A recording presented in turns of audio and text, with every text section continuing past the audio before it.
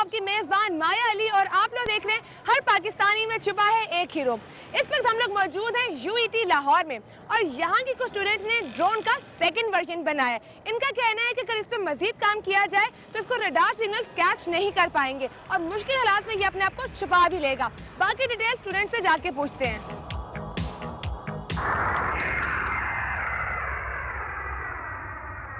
तुम ही से ऐ मुजाहिदो जहां का सबात है, तुम्हारी मशल वफा परोगे शश जिहाद है।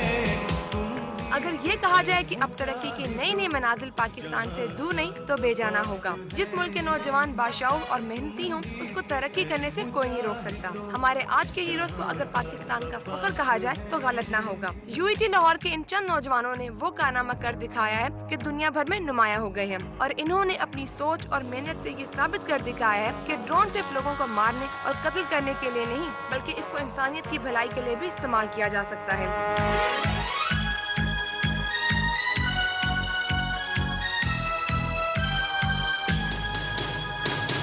का बनाया हुआ ड्रोन अमेरिकन ड्रोन की मॉडिफाइड शक्ल है। इसके जरिए नागहानी हालात में इंसानों की मदद इस तरह से की जा सकती है कि अगर खुदा न खास्ता कहीं आग लग जाए तो इसके जरिए कार्बन डाइऑक्साइड को एग्जैक्ट लोकेशन पर पहुंचाकर आग बुझाई जा सकती है। इसी तरह से सैलाब और जलजला से आफतज़दा इलाकों में अद्वियात पहुँचाई जा सकती है। इन नौजवानों का बनाया हुआ ये ड्रोन 80 किलोमीटर फी घंटे की रफ्तार से उड़ता है और अगर दुश्मन जहाज इसके पीछे लग जाए तो बआसानी अपने आप को बचा सकता है। मज़ीद जानने के लिए आइए इन्हीं स्टूडेंट्स और इनके टीचर से मिलते हैं।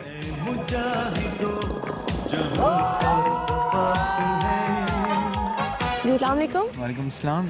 ये आइडिया दैट्स आप देख रहे हैं पाकिस्तान के जो हालात हैं आजकल वैसे हैं कि लाइक वो आते हैं आके हम पे अटैक करते हैं and then they go and we can not do anything with them like. तो फिर हमने ऐसे किया कि हमने उनके ड्रोन्स को भी स्टडी किया and you can see over here that this drone this is not just that one kind of drone, it is more than that. इसके अंदर जो आप चेंजेस लेके आए हैं जो पहले ड्रोन से उसकी मेजर चेंजिंग क्या है इसमें? मेजर चेंजिंग एक्रोबैटिक्स हैं। लाइक डॉग फाइट के अंदर या किसी भी वारक्राफ्ट के अंदर you need acrobatics for a missile carrying drone.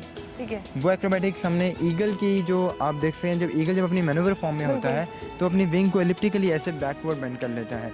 तो हमने उसकी स्टडी को यहाँ पर इसके आप विंग टिप्स को देख रहे हैं उसके अंदर इम्प्लीमेंट किया है जिससे ये एक्रोबैटिक्स करता है। It can carry 8 kg of missiles. हमने वेट डिस्ट्रीब्यूशन आउटवर्ड का कॉन्सेप्ट दिया है कि हम आउटवर्ड वेट डिस्ट्रीब्यूशन से इसका एंगुलर मोमेंटम इंक्रीज करें सो दैट जैसे ही वो मिसाइल फायर करे इसके अंदर एडिशनल स्टेबिलिटी का इफेक्ट आए जिसकी वजह से ये अनस्टेबल नहीं होता। अच्छा मुझे अब ये बताएं कि जो पहला ड्रोन है उसके बारे में मुझे जहाँ तक पता है वो ये कि जब उसको कोई मतलब पकड़ लेता है या जो ब्लॉक हो जाता है तो वो खुद ब खुद ब्लास्ट हो जाता है। इसके बारे में क्या है? वो सेल्फ डिस्ट्रक्शन मोड पे लग जाता है। हमने इसके अंदर क्या किया है इसमें एक तो फेल सेफ सर्किट इंट्रोड्यूस करवाया है। जब इसको हैक किया जाएगा या किसी भी फ्रीक्वेंसी की रेंज के अंदर या इंटरफेरेंस की वजह से ये आउट हो जाएगा उस वक्त हम क्या करेंगे ये ऑटो पायलट पे लग जाएगा। ऑटो पायलट पे लाके मैनूवर्स परफॉर्म करेगा और ये हैक नहीं हो सकता। उसके अलावा इसमें ये है कि ये मैनूवर्स परफॉर्म कर सकता है आउट ऑफ द रेंज जाकर हमारी फ्रीक्वेंसी के रेंज के अंदर आके दोबारा से रिकनेक्ट हो जाएगा। इसकी height 5 kilometre above the surface of ground है but that depends simply on what kind of transmitter you are using। आप हायर बजट्स पे चले जाएं तो सिर्फ ट्रांसमीटर की चेंजिंग से आप 10 to स्ट्रेटोस्फीयर तक इवन आप जा सकते हैं क्योंकि हमने जब इसको डिज़ाइन किया था इसको कोफिशिएंट ऑफ लिफ्ट 2.25 से हमने इसको डिज़ाइन किया था ताकि lesser and lesser density lesser and lesser pressure के अंदर भी ये अपने आप को बिल्कुल सेफ पोजीशन के अंदर स्टेबल रखेगा। ठीक है। अपने इस ड्रोन प्लेन को जहाज़ को कहाँ देखते हैं फ्यूचर में? फ्यूचर में डेफिनेटली हमने इसमें ये करना है कि अब अमेरिकन ड्रोन्स जो हैं उसके अंदर एक और टेक्नोलॉजी मौजूद है वो MRI सिस्टम और GPRS सिस्टम से अपनी पोजीशन एलोकेट बहुत ज़बरदस्त तरीके से कर लेते हैं। And just in the upcoming summers, we are going to do is we will implement those MRI technologies in it। ये खुद ही सेंस करेगा, खुद ही लैंड करेगा, खुद ही से टेक ऑफ करेगा एंड इट वुड मतलब बिल्कुल कंट्रोल भी नहीं करोगे, ऑटोमेटिक ऑटो पायलट। इनकी पूरी टीम आप लोग देख रहे हैं कि मेरे पीछे खड़ी है और ख़ास बात इस टीम की बताऊं मैं आपको कि इनमें लड़कियां भी शामिल हैं। तो उनसे बात करते हैं, उनसे जाके पूछते हैं कि लड़कियों के लिए कितना मुश्किल हुआ यहाँ पे आना। वैसे आप मुझे ये बताओ कि जब ये बन रहा था तो आपने क्या सोचा था कि क्या हम लोग भी इसी तरह से अटैक करेंगे या हम लोग इसको किसी ऐसे पर्पस के लिए बनाएंगे कि यूज़फुल भी हो? दोनों पर्पस, मतलब अटैक भी हो सके और यूज़फुल भी हो। हमको मज़ा तो तब बना जब वो दोनों काम करे। मोमिना आप मुझे ये बताओ कि कितना अर्सा इसको लगे आपको बनाने के लिए? इसको अराउंड अबाउट 4 to 5 months हमारे लगे हैं। 5 months। जी बिल्कुल। तो क्या सोच रही थी आप, क्या होगा इसका शुरू में तो बहुत मुश्किल लग रहा था क्योंकि बहुत कॉन्फिडेंशियल था, डाटा भी नहीं था, लेकिन आहिस्ता आहिस्ता जिस तरह स्टेजेस होते गए ईजी होता गया। अच्छा, क्या टेल के बारे में कुछ बताएंगे, किस तरह से इसकी बनाई है आपने? टेल देखें, टेल का जो पर्पज़ होता है वो है इसकी स्टेबिलिटी को कंट्रोल करना, ठीक है। तो फिर हाँ, मुख्तलिफ फार्मूलाज और एप्लीकेशन फार्मूलाज इक्वेशन हमने अप्लाई करनी होती हैं, उसके लिहाज से फिर हम इसको डिज़ाइन करते हैं, मुख्तलिफ डायमेंशंस वगैरह। डिपेंड ज़्यादातर टेल पे करता है खुद, जब आपको जी, स्टेबिलिटी टेल पे करती है डिपेंड, लेकिन टेल भी जब डिज़ाइन करनी होती है तो उसके लिए भी मेन विंग्स का जो है ना वो देखना पड़ता है। अस्सलाम वालेकुम सर। अस्सलाम। अच्छा सर, मुझे ये बताएं कि जब ये आइडिया अपना लेके आया आपके पास, आपको बताने के लिए कि हम इस पे काम करने वाले हैं, तब आपने इनको क्या कहा था? We encourage them that they can compete. They are second to none, तो अब जब and they won the prize. Sheroz, आप मुझे बताओ कि आपने इसमें क्या डिज़ाइन किया है? मैंने बेसिकली इसकी बेंडिंग मोमेंट और शेयर स्ट्रेस और जो मटेरियल इसमें यूज़ किया गया है उस पर सारा काम किया। इसको जो बनाने का काम है अच्छा। वो सारा मैंने और ये मिसाज सिद्दीकी मेरे साथ हैं, हम दोनों ने मिलकर बनाया गया। जो एक ड्रोन ऑलरेडी बना हुआ है उसमें इसमें क्या डिफरेंस आप देखते हैं? इसमें क्योंकि वो तो मैनुअल कर ही नहीं सकता, वो तो स्टेडी फ्लाइट करता है, इसमें काफ़ी डिफरेंस है उससे। काफ़ी डिफरेंस है। फीट उस जो असर ड्रोन है उसका 66 फीट विंग स्पैन है, इसका तो 8.5 फीट है।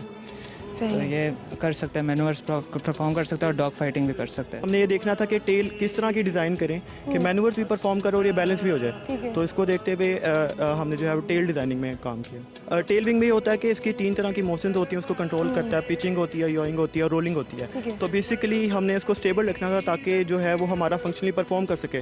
तो उसकी स्टेबिलिटी के लिए फिर हमने उसकी डिज़ाइनिंग की कि उसका हमने एरिया कितना रखना है, उसकी एंगल क्या रखना है, एक्सपेक्ट रेशो क्या करनी है, उसका स्पैन क्या रखना है। मेनली हमारा फोकस ये था कि ये जो ड्रोन है एक्रोबैटिक्स परफॉर्म करे, जिसके लिए जो हमने इसकी विंग और जो टेल डिज़ाइन की है ना वो मैनूवर्स के लिए हमने डिज़ाइन की है कैलकुलेशंस करके ना। तो मेन हमारा फोकस यही था कि एक्चुअल ड्रोन से जो है एक डिफरेंस आए। हाँ जी, उसके लिए हमने जो है मैनूवर्स और जो ये कुछ एक्रोबैटिक्स परफॉर्म करे उसके लिए हमने डिज़ाइन किया। मनीष, आप तो आपने क्या डिज़ाइन किया? मेरा फोकस विंग्स में था। विंग में एक बहुत बड़ा मॉडिफिकेशन है, एक टेक्निकल टर्म होता है जो एस्पेक्ट रेशियो होता है ये एरोप्लेन में। तो जो रियल ड्रोन्स होता है उसका 20:23 होता है एस्पेक्ट रेशियो।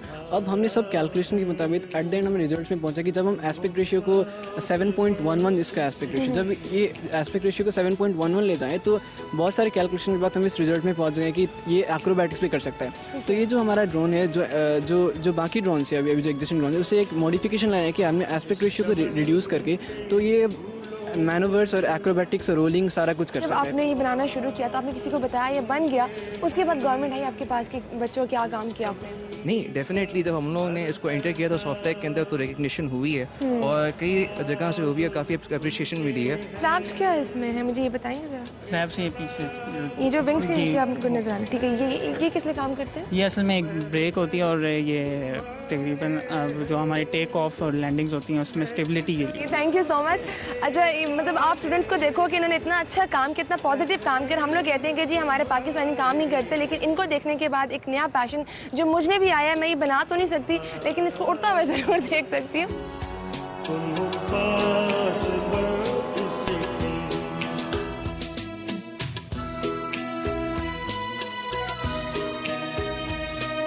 इसमें अब जैसे नीचे कैमरा इंडक्टेड है, इस कैमरा से हमें नीचे वेन्यू की पूरी एक इमेज मिल रही होगी और उसको आगे हमने एल्गोरिथम्स रन करके उसको डिटेक्ट करवाया है और उसके अंदर जो इमेज ऑब्जेक्ट्स हैं उनको प्रॉपर्ली हम प्रोग्राम कर रहे हैं कि for the hitting of missiles on proper target. क्या आपके जहन में आई ये बात, क्या आप सोच रहे थे? In the present scenario like FATA में और हमारे जो नॉर्दर्न एरियाज हैं वहाँ पे ऑलरेडी बहुत ज़्यादा टेंशन है and we are going on political leads for getting the drones from US and it cost almost $252 million for a drone, but indigenously we are produced in almost for 2 lakh rupees. और अगर हम इसको sequence production में ले आएँ या like हम इसे एज एन इंडस्ट्री ट्रीट करें तो जो प्रोजेक्ट हमें 2 लाख रुपीज़ में पड़ा है ये हमें बहुत ज़्यादा सस्ता 25% कॉस्ट पर हम इसे ऑलमोस्ट 50,000 रुपीज़ में मार्केट में इंट्रोड्यूस करवा सकते हैं। और इसके सिर्फ मिलिट्री एस्पेक्ट्स नहीं हैं, हम इसे सिविलियंस यूज़ में भी ला सकते हैं। लेकिन 2 साल पहले जब फ्लड का इशू था तो इसमें भी हेलीकॉप्टर्स के ज़रिए से हम वहाँ पे फूड के पैकेजेस पहुँचाते थे ऑन द पर्टिकुलर प्लेस, लेकिन इसमें हम फूड के पैकेजेस इंस्टॉल करवा के उनको प्रॉपर प्लेस पे थ्रो करवा सकते हैं।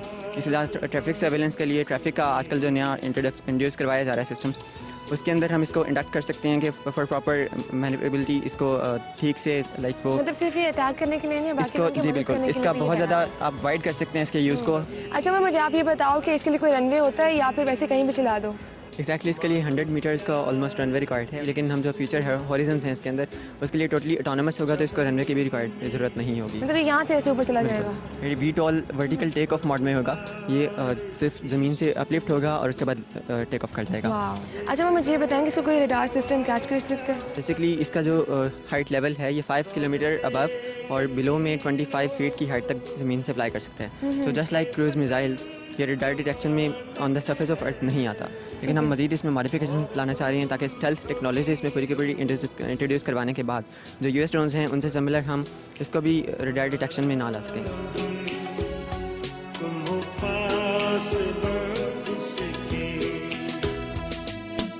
इसका बेसिक जो पावर प्लांट कंट्रोल है वो इसके इंजन में और ये प्रोपेलर में है। इसका 30 cubic centimetre 30 cc petrol 2 stroke engine है ये सही। और इसके साथ हमने ये प्रोपेलर कनेक्टेड है और ये 9000 RPM के ऊपर रोटेट करेगा और इसके कंबाइंड थ्रस्ट की वजह से जो इसको फॉरवर्ड मोशन है वो मिलेगी। ये जो फ्यूल टैंक है इसमें 500 ml फ्यूल कैरिंग कैपेसिटी है। अब इस फ्यूल से आगे कनेक्शन है इस इंजन के साथ और थ्रॉटल के लिए हमने एक अलग से सर्वो लगाई हुई है। उसकी वजह से इसको फ्यूल इनटेक होगा और फ्यूल इंजेक्शन के बाद इसमें इग्निशन के बाद जो इसको पावर मिलेगी उसकी वजह से ये फॉरवर्ड मूव करेगा। ऑलमोस्ट 100 फीट का डिस्टेंस कवर करने के बाद ये टेक ऑफ मोड में आ जाता है। ठीक है। और टेक ऑफ करते हुए इसके जो विंग्स हैं उनका आगे फंक्शन है कि वो विंग्स और उनको जो सर्वो मोटर से कनेक्टेड है वो आगे कैसे परफॉर्म करती हैं। आप मुझे बताएंगे इसमें क्या क्या चीज़ें आप कंट्रोल करती हैं? अच्छा हमारे पास जो है वो रेडियो कंट्रोल है। रेडियो कंट्रोल के अंदर ट्रांसमीटर इंस्टॉल है और इसके अंदर इधर रिसीवर इंस्टॉल्ड है। अच्छा ठीक है। हम रेडियो कंट्रोल से उसको देंगे सिग्नल देंगे रिसीवर से, वो यहाँ से उसको रिसीव करेगा।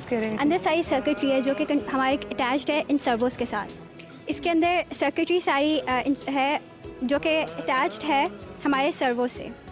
जब रिसीवर उसको सिग्नल मिलेगा तो उसके साथ जो हमारी सर्वोस हैं अंदर सर्वोस के साथ क्या होता है, इसके अंदर पोटेंशियल मीटर अटैच होता है। हमारे कितना सिग्नल है उसकी स्ट्रेंथ जो है उसे मेजर की जाती है। अकॉर्डिंग टू दैट हमारे जो सर्वोज हैं उतना रोटेशन देती है। ठीक है सही है। ठीक है, जैसे ही हमारा सिग्नल हमें मिलेगा अकॉर्डिंग टू दैट स्ट्रेंथ जो है उसे हमारा जो सर्वोज है वो उसको रोटेट करके हमारे जो फ्लैप्स हैं वो उतनी डिग्री पे रोटेट करेंगे। अच्छा ठीक है सही है। ओके मतलब ये आप इसको मतलब सिग्नल दिया करोगे इसके कंट्रोल करने के लिए। अच्छा आप मुझे इसके बारे में भी कुछ बता रही थी हमरा? हमारा जो प्रोपेलर है वो 20 इंच डाया और 10 इंच पिच का हमने यूज़ किया प्रोपेलर। ठीक है सही है। थैंक यू सो मच हमरा। और फ्रेंड्स अभी आप लोगों ने देखा कि हमारे स्टूडेंट्स ने कितना अच्छा काम किया। कौन कहते हैं कि हमारे मुल्क में टैलेंट की कमी है, और इसी तरह से हमारा जो ये पाकिस्तान का रोशन मुस्तकबिल आपको नज़र आ रहा है। ब्रेक के बाद हम आपको एक और हीरो से मिलवाएंगे जिन्होंने न्यूजीलैंड में पाकिस्तान का नाम रोशन किया, तो हमारे साथ रहिए।